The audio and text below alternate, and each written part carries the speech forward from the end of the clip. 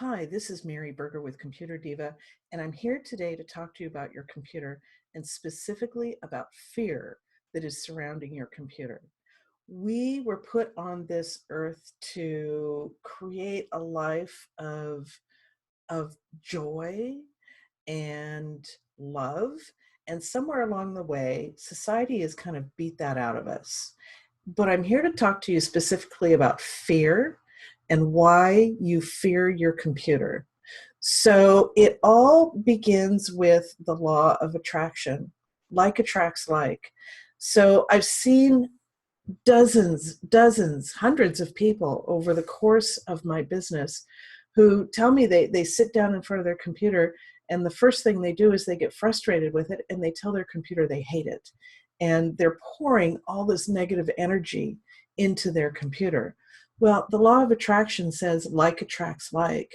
So if you're pouring all this negative energy into your computer, that's what you're going to get back.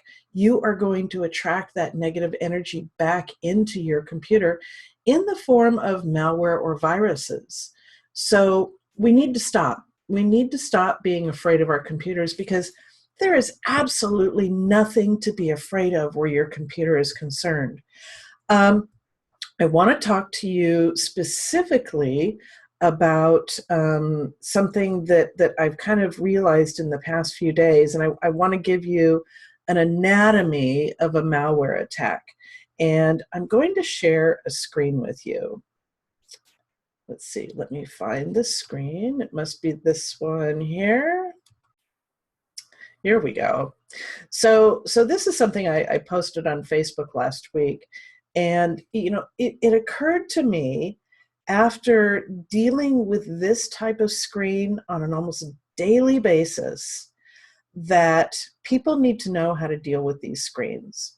They need to know that there's nothing to be fearful of with this screen. So let me backtrack. As parents, we raise our children to be aware of stranger danger. And we do it in one of two ways.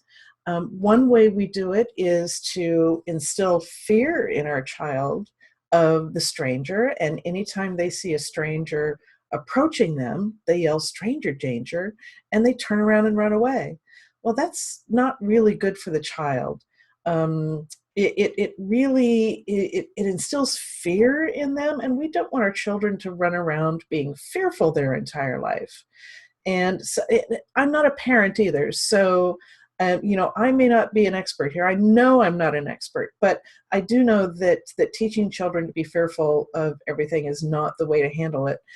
Another way to handle it is to teach your children to kind of trust their gut instinct, use their intuition, foster their intuition so they can approach those stranger danger type moments with logic and clear thinking and their gut intuition, and check into that, and they could say, hey, there's something not right here. I need to just kind of slowly back away instead of being fearful and running. Just slowly back away. And I want you to take that same approach with your computer. So with this type of screen here, there's actually no reason to be afraid of it. So let me explain why. A lot of people, they use the word hack, or they ask me, has my computer been hacked? Well, typically, no. There's no reason why anybody would want to hack your computer. If they're going to hack a computer, the big bucks come from Target, IBM, Apple, Microsoft, the huge retail stores. If you're going to hack a computer, if you're going to go to all the trouble to hack a computer, that's what you're going to do. And you're going to get the big payload. With your personal home computer, you have to sit back and think about, okay, why are they giving me a number to call? First of all, they're giving you a number to call because they can't get into your computer. And it's not worth the effort. And when you think about it, if they got into your computer, what is there to find? Okay, so The most concerning thing they may find is your document called passwords. And a lot of people, they're just not organized enough to create a document in their computer called passwords and keep everything really neat and organized. In my experience, what people do is they will take, little index cards, they'll take Post-it notes, and they will put chicken scratch on here about what their passwords are. And they may have a dozen of these Post-it notes sitting underneath their keyboard, and they will write the name of the website with the login and a password. And then pretty soon they can't find the Post-it note and they can't remember what the password is. So they go through the process of changing the password. And then they find the Post-it note. They cross out the old password, they put in the new password. And what you're left with is a stack of Post-it notes that has all this chicken scratch on it that they can't decipher. I can't decipher. And the only way anybody's going to get that information is if they break into your house and find your Post-it notes. Not many people are organized enough to have a password file on their computer, and you should not have a password file on your computer. And if you do, don't call it password, because that's the first thing. If anybody does get into your computer, that's what they're going to look for. So the fact that this screen has a phone number on it tells me that they are not in your computer. All they've done is exploit a vulnerability in your software. And from the internet, usually from a website, they have pushed a file onto your system that is designed to pop up on the screen and scare you. And what they're hoping you'll do is be afraid and call that phone number. And once you call that phone number, then somehow they're going to talk you into letting them into their computer. They're going to say, okay, press this key and then that key and then that key. And if you get the right sequence of keys, they're going to be able to get into your computer.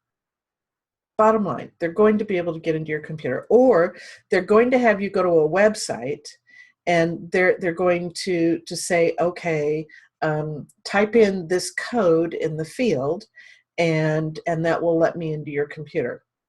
And people do it. They do it all the time. Think about it. If they need you to call them to get into their computer, they haven't hacked your computer. So so they're not in your computer.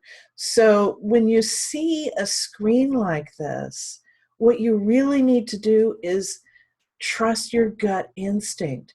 You need to check that gut and say, wait a minute, there's something not right here. I just need to back away.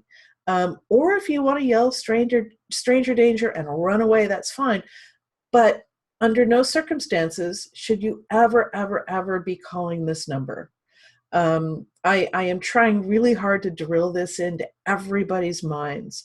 And one of these days I will be successful. So what you can do to protect yourself, number one, ignore these screens.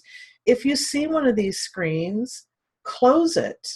And I'm actually going to stop sharing the screen here and we'll go back to full screen video. Close the screen. And if you can't close it, if your mouse won't move, just reach up to the power button on your computer, press it and hold it until you turn the computer off.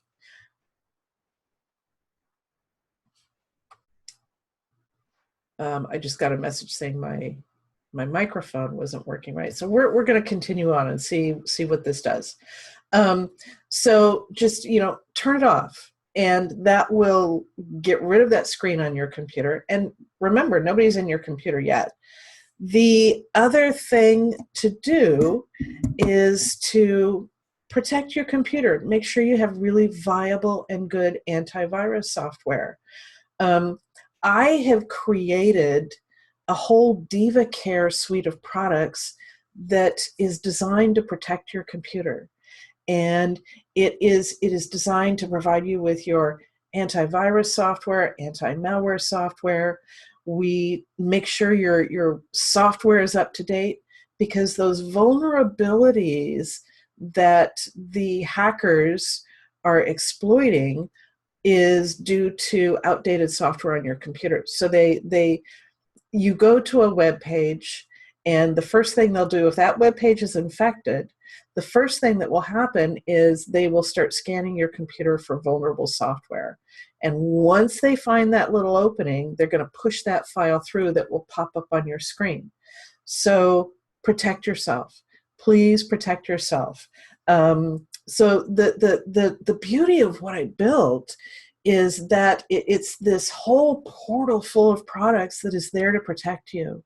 And if you take a two-step approach by being sensible about your computer and not being fearful about your computer, but also arm yourself with the kryptonite and the Wonder Woman shield of DivaCare products on your computer, you really can't lose. With the DivaCare products, you know that I'm sitting here in my office and I've got this bank of screens here, and I'm monitoring the activity that's going on with my DivaCare computers. Now, I can't see inside your computer unless you let me in.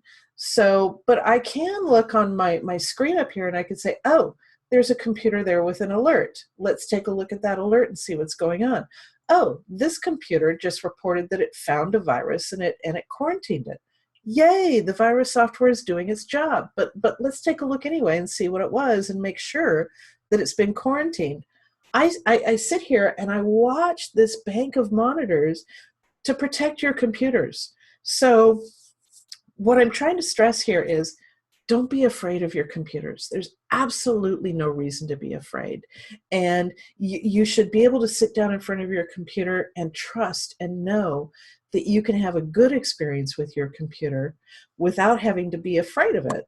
So if you have any questions at all, or you want to explore the DivaCare suite of products, go to divacare.biz. It's all laid out there on the front page.